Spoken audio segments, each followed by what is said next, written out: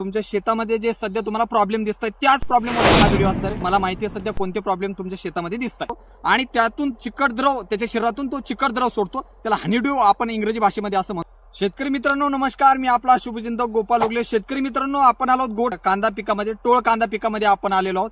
शेतकरी मित्रांनो हा व्हिडिओ आपल्यासाठी खूप महत्त्वाचा व्हिडिओ असणार आहे, त्यामुळे शेवटपर्यंत हा व्हिडिओ बघा। तुमच्या शेतामध्ये जे सध्या तुम्हाला प्रॉब्लेम दिसतात त्याच प्रॉब्लेमवरती हा व्हिडिओ असणार आहे। मला माहिती आहे सध्या कोणते प्रॉब्लेम तुमच्या शेतामध्ये दिसतात। पहिला प्रॉब्लेम असतो शेतकरी मित्रांनो मधमाशी येत नाही। दुसरा प्रॉब्लेम आहे शेतकरी मित्रांनो महाभयंकर रोगासारखा चिकटा आपल्या पिकांवरती म्हणजे आपल्या कांदा पिकांवरती येतोय, त्यामुळे मधमाशी येत नाही हा मोठा प्रॉब्लेम आहे। आणि बाकी जे प्रॉब्लेम आहेत कांदा वाकडा पडणं असेल, गोंडा वाकडा पडणं असेल किंवा त्याच्यानंतर करपा पडणं असेल, हे छोटे छोटे प्रॉब्लेम सुद्धा आहेत, याच्यावरती आपण बोलणार आहोत। शेतकरी मित्रांनो शेवटपर्यंत हा व्हिडिओ बघा। जर चॅनलला सबस्क्राईब केलं नसेल तर एकदा चॅनलला सबस्क्राईब करा। शेतकरी मित्रांनो पहिले आपण समजून घेऊ चिकटा जर आला शेतकरी मित्रांनो तुमचं उत्पादन हे 80% खालावतं, म्हणजे 80% आपलं या उत्पादनाच्या माध्यमातून नुकसान होतं। शेतकरी मित्रांनो चिकटा आपल्या शेतामध्ये आलाय म्हणजे वाईट परिस्थिती आपल्या पिकांवरती आलेली, ती येण्याआधी किंवा तो थोड्या प्रमाणात जरी आला तरी आपल्याला सतर्क व्हायचंय, कारण तो एकदा आला की आपल्याला त्याला फवारणी एकतर घेता येत नाही। कारण आपण जर आता फवारणी घेतली कांदा पिकावर तर आता कोणतीच फवारणी आपल्याला घेता येत नाही, घेतली तर आपण बायोलॉजिकल एक फवारणी घेऊ शकतो। आपण मधमाशी जर आणायची असली तर फवारणी कोणतीच घेऊ शकत नाही, कारण रासायनाचे अंश त्या पिकावरती असतात, त्यामुळं एक वर्कर माशी येते, एकदा फिरून जाते, तिथं जर तिला अंश दिसले, तिथं जर तिला विष दिसलं, रसायन दिसलं तर बाकी माशांना ती बोलवत नाही। त्यामुळं आपल्याला एकच काळजी घ्यायची, मधमाशी आपल्याला तिथं आणायची। तर शेतकरी मित्रांनो चिकटा म्हणजे काय हे आपण सुरुवातीला समजून घेऊ। आता चिकटा अशी गोष्ट आहे म्हणजे थ्रिप्स असेल, मावा असेल, तुडतुडा असेल, मावा सर्वात जास्त अन्नरोग शोषण्यासाठी आपल्या कांदा पिकांवरती येतो आणि त्यातून चिकट द्रव त्याच्या शरीरातून तो चिकट द्रव सोडतो, त्याला हनीड्यू आपण इंग्रजी भाषेमध्ये असं म्हणतो। आणि त्यामुळं मधमाशी इथं येत नाही, मधमाशीचे पाय तिथं चिपकतात, तिला धोका दिसतो, त्यामुळे मधमाशी परत इथं येत नाही।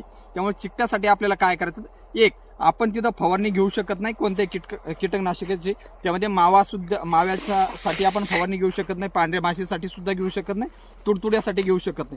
मग याच्यासाठी आपल्याला उपाय काय करायचा शेतकरी मित्रांनो, म्हणजे आपल्याला रासायनिक फवारायचं नाही, मग उपाय आपल्याला काय करायचं तर शेतकरी मित्रांनो हे ट्रॅप मी तुम्हाला दाखवतोय, ते अतिशय चांगल्या दर्जाचे ट्रॅप आपण अजूनही लावू शकता।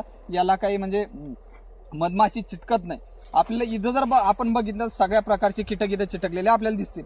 इथं याला सेन्सर आहे, ऑटोमॅटिक रात्री लाईट लागतो, ऑटोमॅटिक सकाळी बंद होतो। आणि हे जो चिकटपणा या ट्रॅपचा खूप वेगळा आहे। आपल्याला हाताला लावताना सुद्धा इन्स्टॉल शेतामध्ये करताना आपल्याला हाताला खोबरेल तेल या ठिकाणी लावावं लागतं। खूप चांगल्या दर्जाचे हे ट्रॅप आहे, त्यामुळे आपल्याला जर फवारणी करण्याचं टेन्शन त्या ठिकाणी मिटून जातं आणि खूप स्वस्तात आपल्याला हे ट्रॅप मिळतात। हे ट्रॅप जर तुम्हाला हवे असतील तर खालील नंबरवरती तुम्ही संपर्क करा, ते ट्रॅप तुम्हाला घरपोच मिळून जाते। आता शेतकरी मित्रांनो म्हणजे कीटकनाशकाची फवारणी आपल्याला घ्यायची नाही, म्हणजे चिकटा तिथं थांबणार, म्हणजे मावा असेल, तुडतुडा असेल, पांढरी माशी असेल, हे सगळं जागेवरती थांबेल। रात्री शेतामध्ये एंट्री झाली कीटकाची की ते याच्याकडे येईल आणि याला चिटकून बसेल, म्हणजे तिथं आपण मावा पांढरी माशी ही कंट्रोल 100% तिथं करू शकतो। आता मधमाशी जर आपल्याला आणायची असली तर काय उपाय करायचे शेतकरी मित्र, पहिली गोष्ट म्हणजे आपण मधमाशीला हाकलून द्यायचं नाही, म्हणजे रासायनिकची फवारणी करायची नाही, कोणतंही रासायन फवारायचं नाही। मग याच्यासाठी काय करायचं शेतकरी मित्रांनो, पाटील बायोटेकचं क्वीन बी हे आपल्याला प्रति एकर 100 ml ची फवारणी तिथं करू शकता, त्याचा वापर आपल्याला इथं करायचा आहे। आता शेतकरी मित्रांनो तिसरा प्रॉब्लेम कोणता आहे, जनरली जो तुमच्या शेतामध्ये दिसतो, मी 3 प्रॉब्लेम तुम्हाला सांगितले, त्यातला तिसरा प्रॉब्लेम कोणता आहे तर कांद्याची जी पात आहे शेतकरी मित्रांनो ती वाकडी आपल्याला या ठिकाणी तिची मानेपासून ती वाकलेली दिसते या ठिकाणी। तर असा जो वाक आपल्या कांदा पिकाला जर येत असेल तर 100% तिथं कॅल्शियमची कमतरता आहे, यामुळे आपल्याला कॅल्शियमची पूर्तता त्या ठिकाणी करायची। कॅल्शियम आपण ड्रिपद्वारे तिथं देऊ शकतो। त्यासोबतच शेतकरी मित्रांनो खत कोणतं द्यायचं आहे, आता फॉस्फरसची आणि पोटॅशियमची जास्त आवश्यकता आहे, आपल्याला बोरॉनची सुद्धा आहे, मी मागच्या व्हिडिओमध्ये सुद्धा सांगितलं होतं। जर विचार केला तर 04247 हे तुम्ही ग्रेड देऊ शकता, कॅल्शियम देऊ शकता, कॅल्शियम बोरॉन हा सुद्धा एक ग्रेड देऊ शकता। म्हणजे कॅल्शियम आणि बोरॉन हे काही वेगळे देण्याची गरज नाही, वेगळे जर घेतले तर चांगलंच आहे, परंतु कॅल्शियम बोरॉन हे सुद्धा त्याच्यामध्ये आपण एकत्रित याची ड्रेंचिंग करू शकतो। त्यामुळे हे वेगवेगळे आपल्याला घ्यायचे, 04247 वेगळे घ्यायचे आणि कॅल्शियम बोरॉन हे वेगळे घ्यायचे।